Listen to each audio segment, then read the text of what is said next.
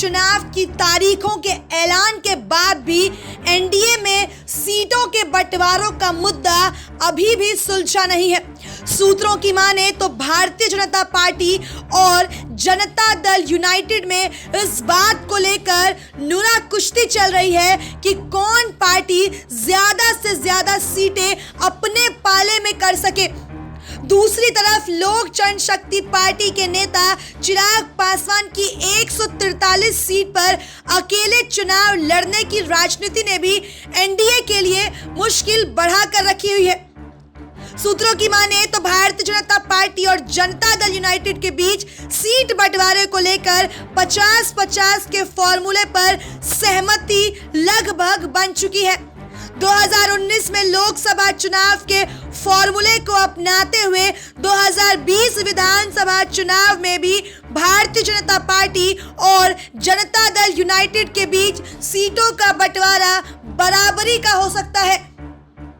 2019 लोकसभा चुनाव में भारतीय जनता पार्टी और जनता दल यूनाइटेड 17 सीटों पर चुनाव लड़े थे। इसी फॉर्मूले को अपनाते हुए आगामी विधानसभा चुनाव में भी दोनों दलों के बीच सीटों का बंटवारा बराबरी का हो सकता है। इस फॉर्मूले के तहत जनता दल यूनाइटेड 122 और भारतीय जनता पार्टी 121 सीटों पर चुनाव लड़ सकती है। जहां तक एनडीए के अन्य सहयोगी दल जैसे लोक जनशक्ति पार्टी और हिंदुस्तानी आवाम मोर्चा का सवाल है, तो भारतीय जनता पार्टी अपने कोटे से लोक जनशक्ति पार्टी को टिकट देगी। वहीं जनता दल यूनाइटेड अपने कोटे से हिंदुस्तानी आवाम मोर्चा को टिकट देगा।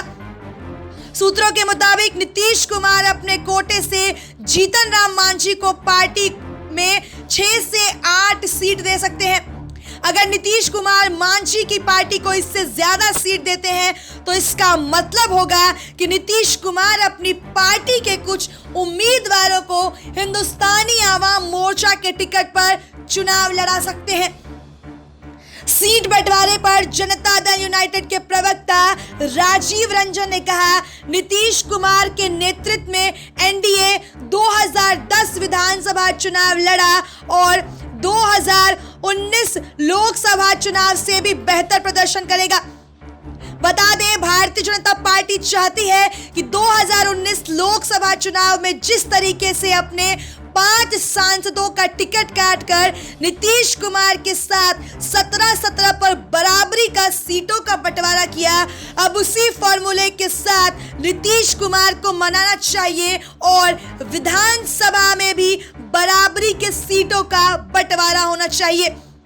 2014 में जनता दल यूनाइटेड के केवल 2 सांसद होने के बावजूद भी 2019 के लोकसभा चुनाव में भारतीय जनता पार्टी ने नीतीश कुमार की पार्टी के साथ बराबरी की सीटों का तालमेल करके उसे 17 सीटें दी थी। एसपीएन 9 न्यूज रूम से शालिनी झा की रिपोर्ट।